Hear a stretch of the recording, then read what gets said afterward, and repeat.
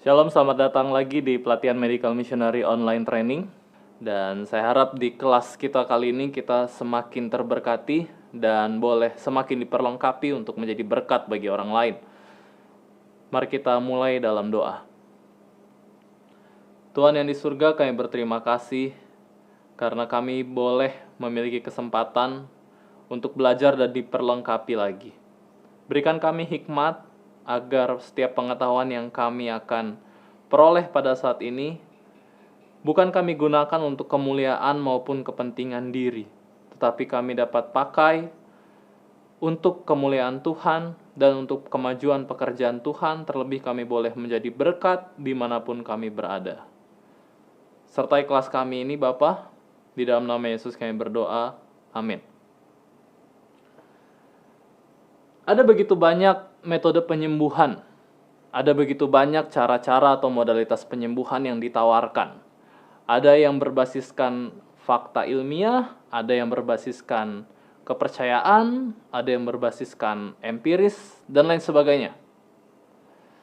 Dan saya percaya sebagai seorang Kristen, kita tidak perlu untuk kebingungan dalam hal memilih atau menentukan metode penyembuhan yang seperti apa yang pas, yang cocok untuk kesembuhan tubuh. Bukan cuma untuk kesembuhan tubuh, tapi juga kesembuhan jiwa, kesembuhan emosional, bahkan kesembuhan kerohanian. Di dalam Testimonies for the Church volume yang kelima, halaman 443, di sini Inspirasi menulis bahwa ada banyak cara mempraktekkan seni penyembuhan, tetapi hanya ada satu cara yang surga setujui. Jadi sekalipun penyembuhan-penyembuhan yang ditawarkan oleh dunia nampaknya atau mungkin saja kelihatannya berhasil menyembuhkan, baik itu penyembuhannya kelihatan hanya dalam jangka pendek atau mungkin saja dalam jangka panjang, tetapi selama itu bukan sesuai dengan prinsip-prinsip Alkitab, prinsip-prinsip firman Tuhan, maka itu bukanlah penyembuhan yang sejati.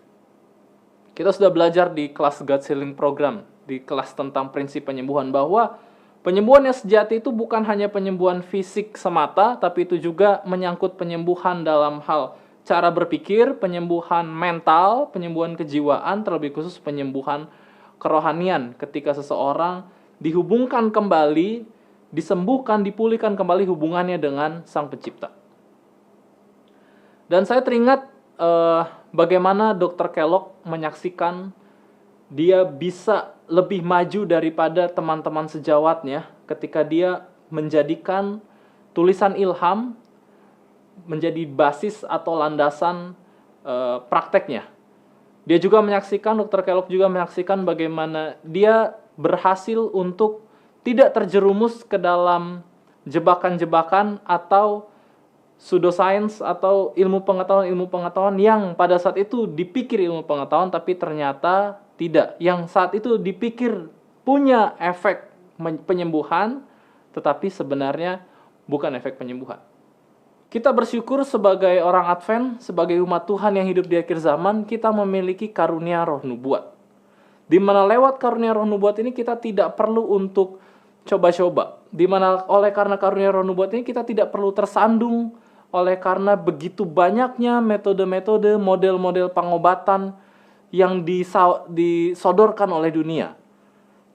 Kita perlu bersyukur oleh karena karunia roh nubuat ini, kita bisa tahu yang mana yang tepat, yang mana yang terbaik, modalitas yang paling baik untuk kita gunakan dalam metode pengobatan. Dan kita bersyukur Tuhan semakin hari mengungkapkan kehendaknya, baik itu lewat firman tertulis maupun firman di alam, karena hukum alam juga adalah hukum Tuhan, yang Tuhan tulis di dalam alam. Kita bersyukur semakin hari pemahaman tentang firman Tuhan, bahkan termasuk pemahaman tentang hukum-hukum alam, penelitian-penelitian ilmiah, semakin hari semakin terbuka, dan kita bisa lihat bahwa ada begitu banyak hal-hal yang ditulis di dalam firman Tuhan, baik itu di dalam Alkitab maupun di dalam tulisan roh nubuat, ternyata berlandaskan fakta. Sekalipun ada begitu banyak sains atau ilmu pengetahuan yang tidak bersesuaian dengan firman Tuhan. Ya, ada banyak. Tapi ada begitu banyak juga sains yang mendukung firman Tuhan. Bahkan, satu studi dengan studi yang lain seringkali berkontradiksi. Tetapi sebagai umat yang percaya, kita bersyukur bahwa di tengah kebingungan yang ada di dalam dunia sains, kita mempunyai pedoman di mana firman Tuhan adalah terang dan kita tidak perlu tersasar, kita tidak perlu kebingungan dalam hal memilih metode penyembuhan yang paling tepat. Dan metode penyembuhan seperti apa yang dikatakan di situ? Kutipannya berlanjut, pengobatan ilahi merupakan agen-agen sederhana dari alam yang tidak akan membebani ataupun melemahkan sistem melalui kandungannya yang kuat. Udara dan air yang murni, kebersihan, pola makan yang tepat, kemurnian hidup, dan kepercayaan yang teguh dalam Tuhan merupakan pengobatan yang dibutuhkan oleh ribuan orang yang sekarat.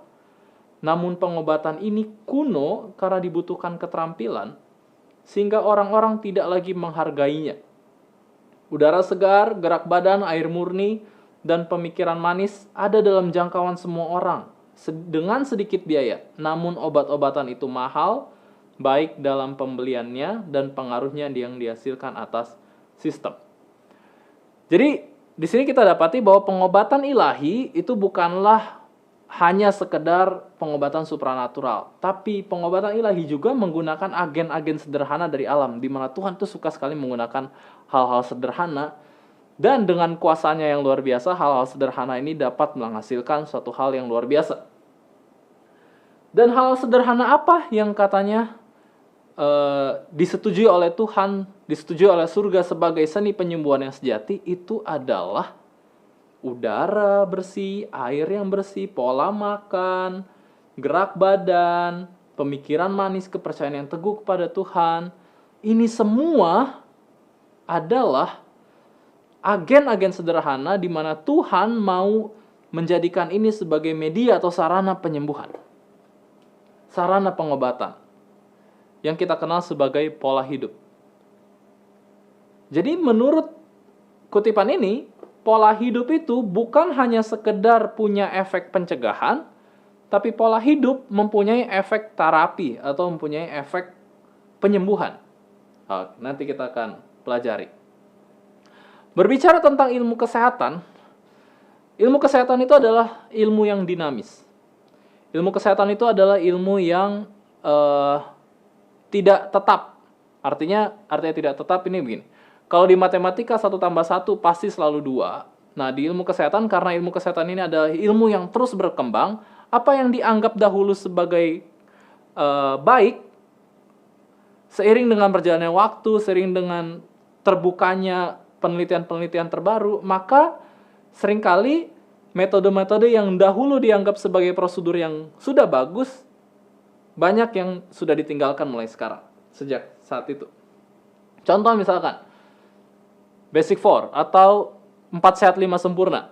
Di Indonesia sampai sekarang masih banyak orang berpikir bahwa makanan yang paling bagus adalah 4 sehat 5 sempurna, di mana susu sebagai penyempurnanya gitu kan. Padahal itu adalah ilmu yang sudah kuno. Konsep 4 sehat 5 sempurna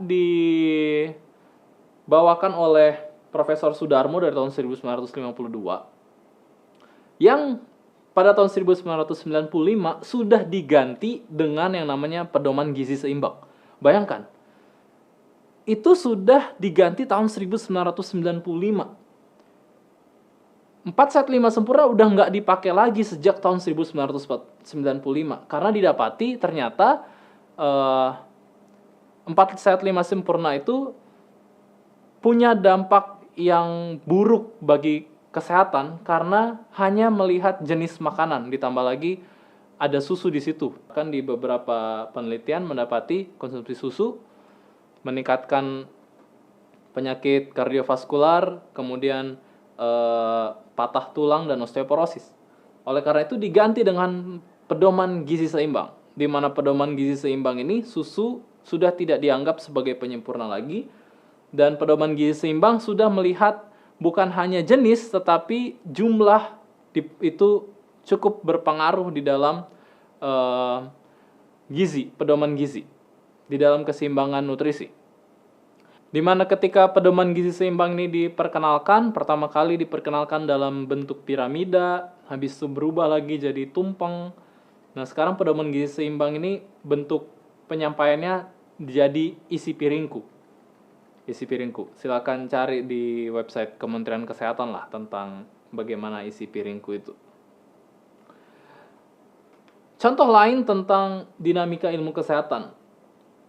Di abad-abad pertengahan sampai tahun 1800-an, rokok atau penggunaan tembakau itu dijadikan salah satu prosedur untuk penyembuhan orang yang gangguan pernapasan.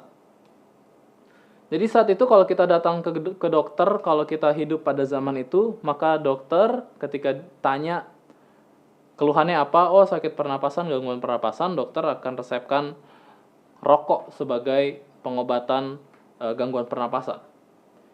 Yang sekarang kita sudah tahu bahwa rokok adalah salah satu penyebab utama dari penyakit-penyakit kronis yang sedang dialami oleh dunia modern saat ini.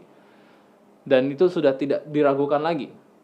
Tapi coba bayangkan kalau kita sedang hidup di tahun 1800, di mana kebanyakan para medik, profesi medik meresepkan penggunaan tembakau, kemudian tiba-tiba ada orang yang tanpa pendidikan medis, pendidikan formalnya tidak lulus sampai kelas 3 SD, cuma sampai kelas 3 SD, kemudian dia tulis bahwa rokok dalam penggunaan apapun merupakan racun mematikan yang bergerak secara lambat. Kira-kira kita mau dengar yang mana? Kita mau dengar profesi medis, atau kita mau dengar orang yang tidak lulus kelas 3 SD berbicara, tapi dia berbicara atas dasar ilham, oleh karena Roh Kudus yang mengilhaminya.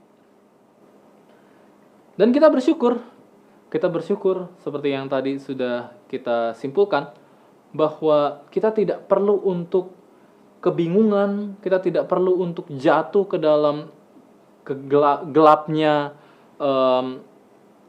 metode-metode penyembuhan yang ditawarkan, kekacauan metode penyembuhan yang ada, karena kita punya terang yang menyinari setiap langkah kita kalau kita benar-benar menghargai terang tersebut.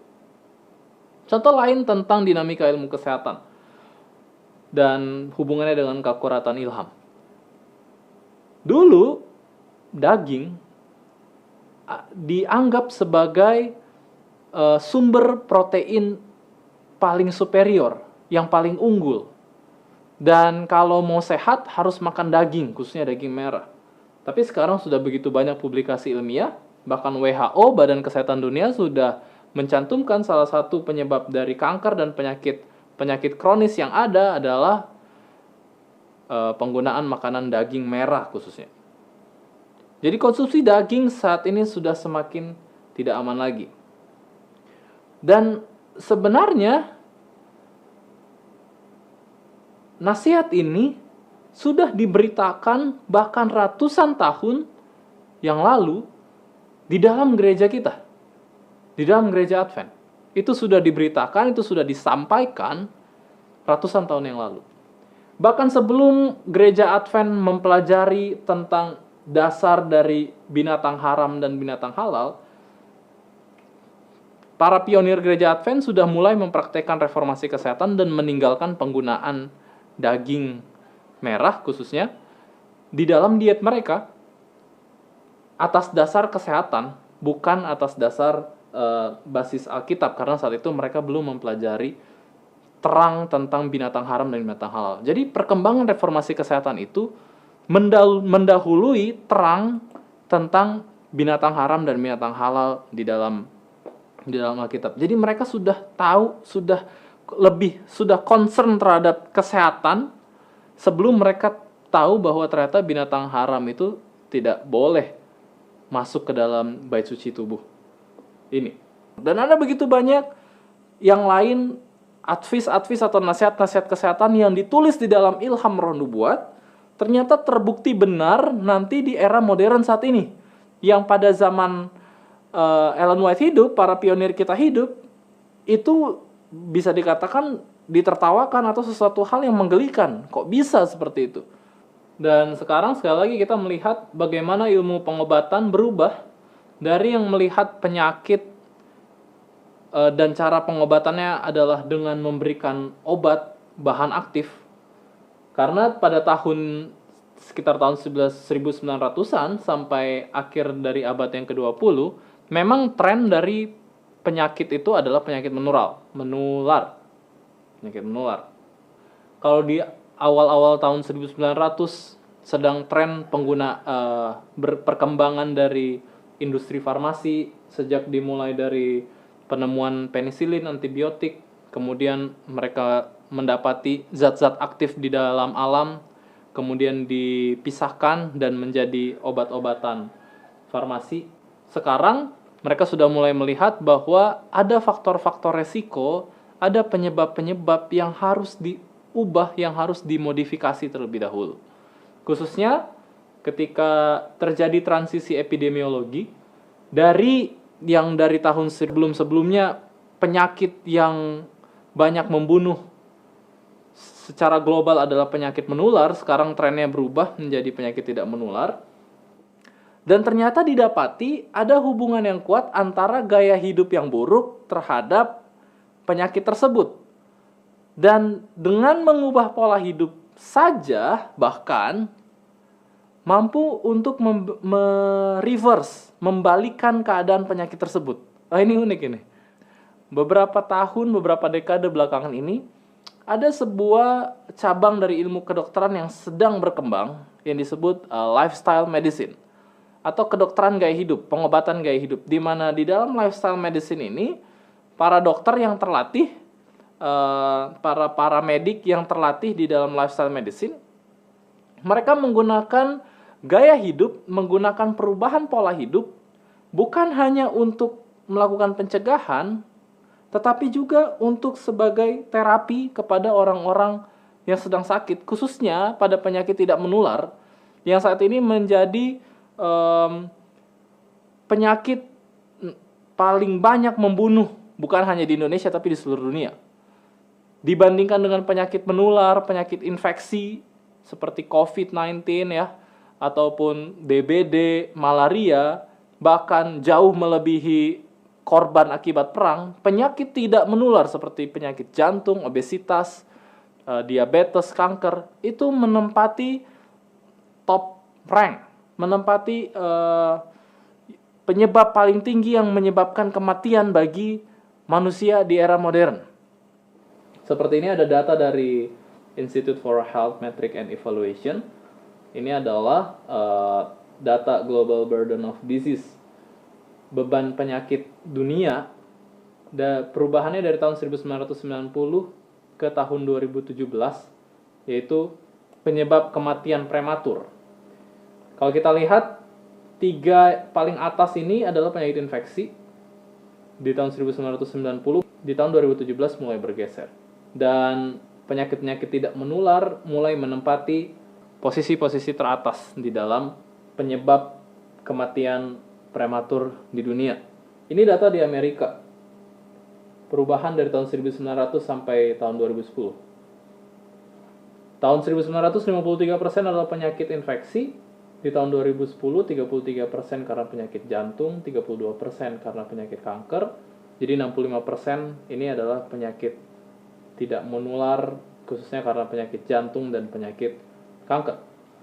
Belum ditambah penyakit-penyakit tidak menular yang ada di bawah 10% itu. Bagaimana dengan Indonesia? Data dari tahun 1990 sampai tahun 2010. Posisi 3 teratas adalah penyakit menular. Di tahun 2010, posisi teratas adalah stroke, yaitu penyakit tidak menular. Dan yang warna merah ini adalah penyakit menular dan gangguan gizi. Yang warna biru adalah penyakit tidak menular. Yang tadinya di tahun 1990 didominasi oleh penyakit menular dan gangguan gizi, data 2010 didominasi oleh penyakit tidak menular. Jadi terjadi pergeseran tren dari penyakit menular ke penyakit tidak menular. Bahkan data WHO menulis bahwa penyakit tidak menular atau penyakit kronis membunuh 41 juta orang setiap tahun, itu setara dengan 71% dari kematian global. Dan ini menjadi satu krisis yang sedang dihadapi oleh dunia. Sehingga ilmu kedokteran mulai bergeser dari yang tadinya hanya mengobati gejala, pengobatannya hanyalah simptomatik, sekarang melihat bahwa penyebabnya harus diatasi terlebih dahulu, yaitu merawat penyebab. Dari yang tadinya hanya mengobati gejala saja, sekarang melihat penyebab, akar dari penyebabnya itu seperti apa.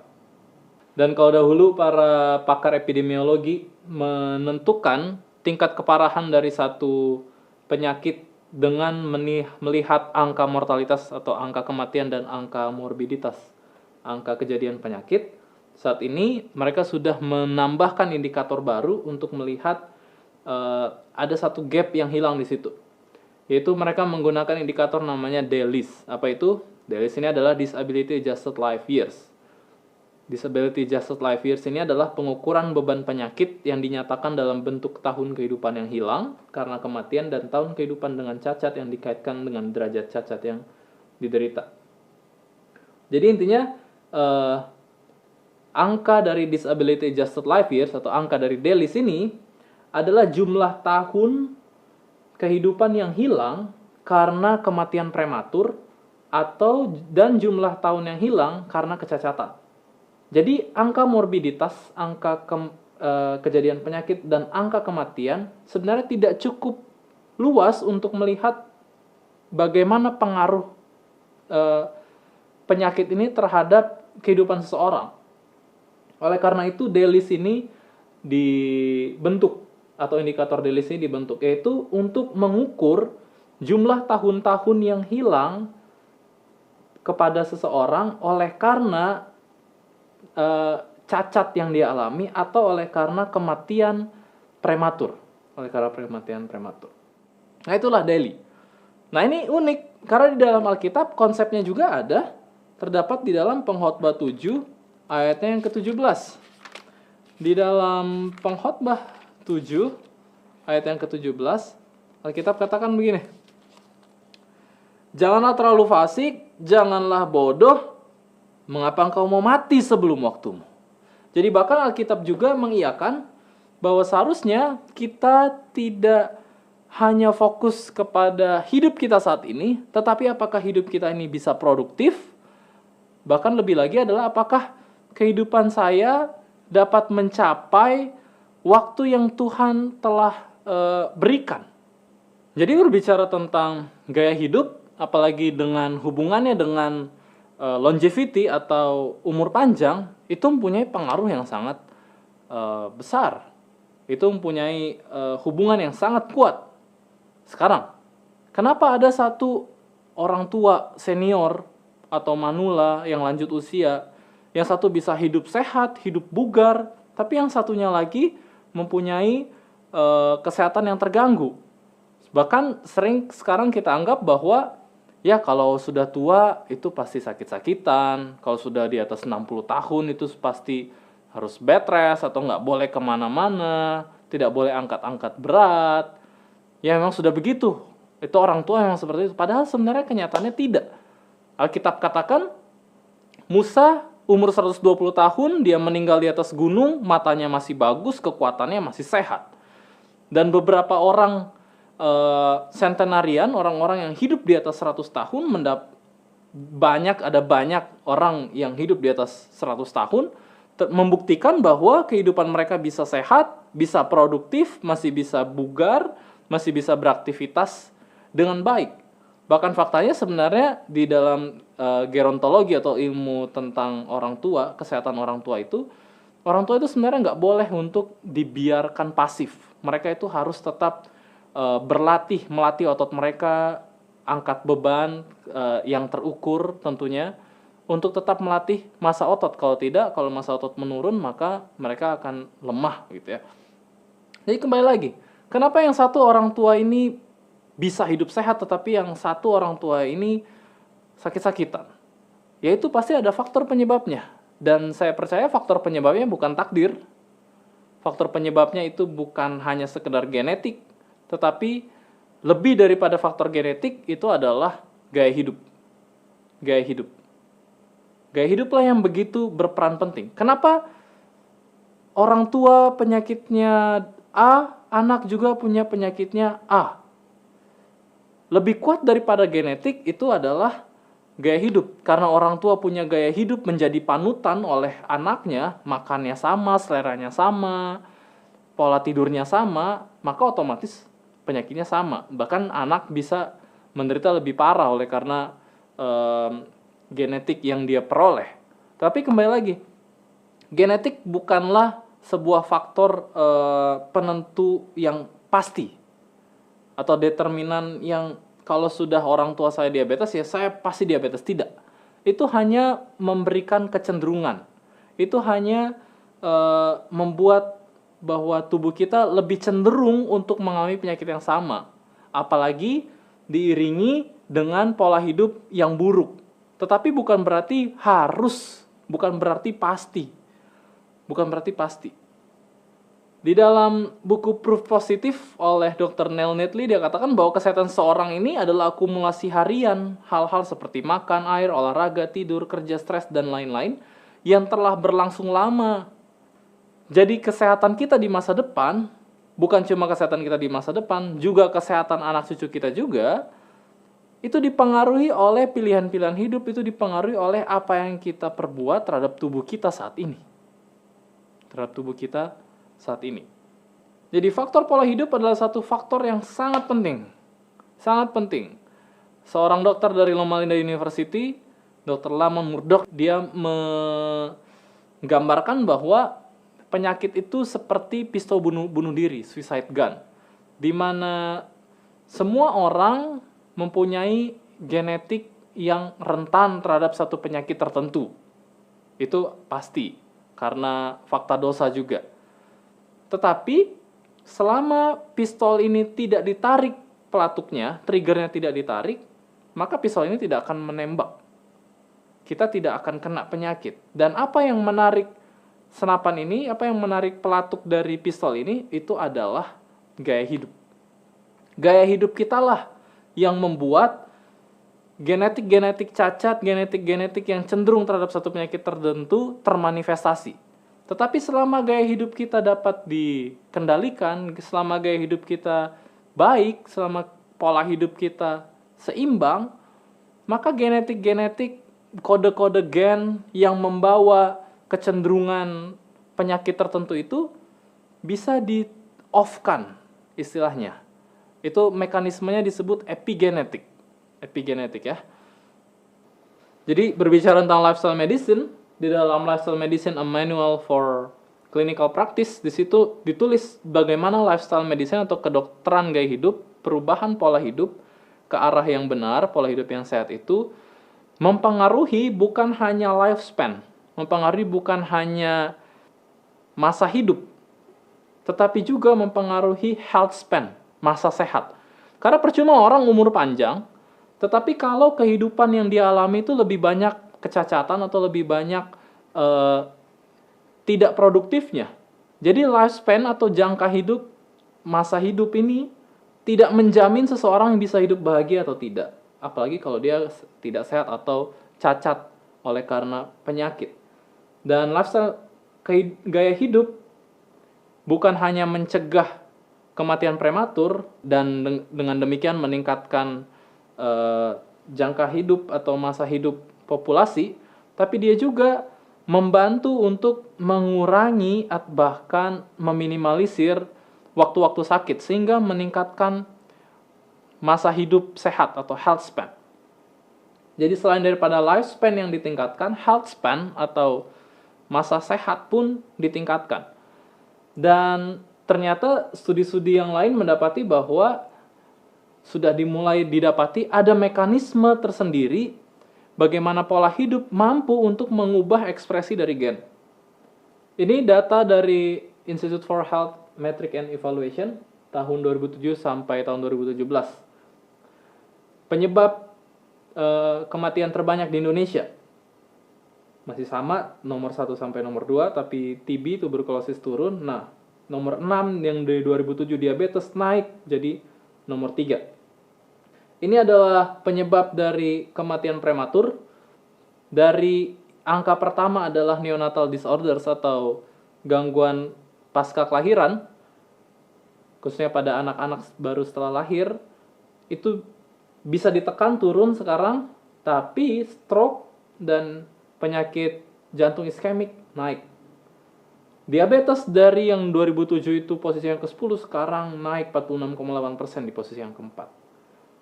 Jadi trennya penyakit menular dan gangguan karena melahirkan itu turun, tetapi penyakit tidak menular, penyakit kronis, trennya itu naik dari tahun ke tahun.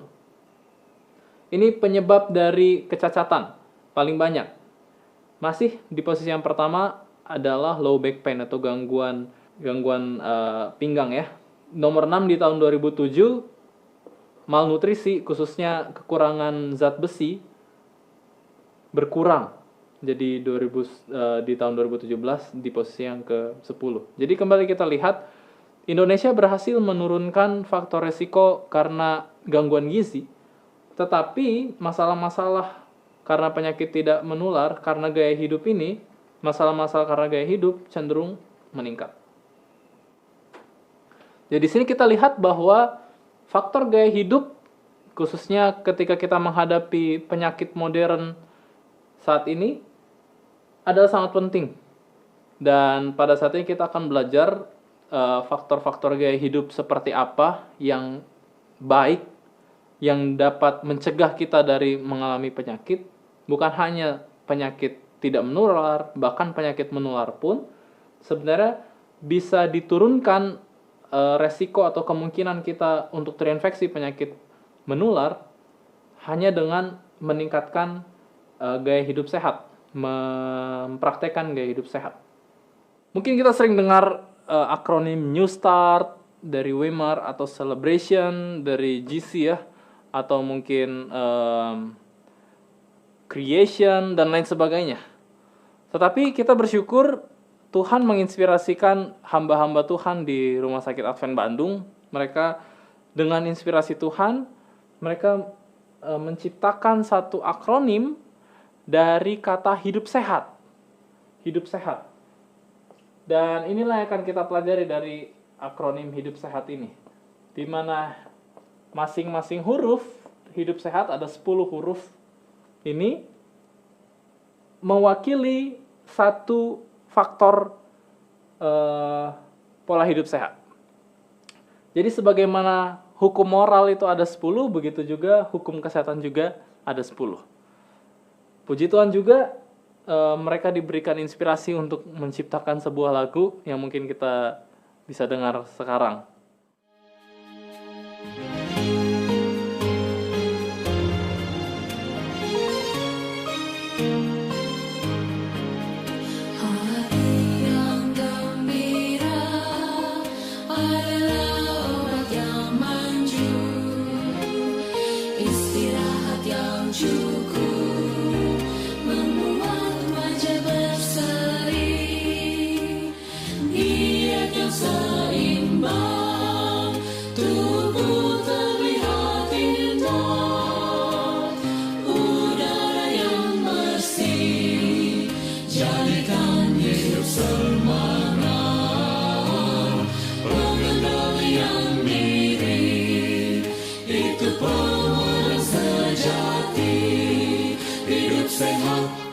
Anugerah Tuhan, hidup sehat sangat berharga. 10 hukum kesehatan, hidup sehat pilihan kita. Sinar mentah yang cukup, kuatkan tulang-tulang, energi berolahraga, tubuh berfungsi baik, hubungan sosial yang baik, jadikan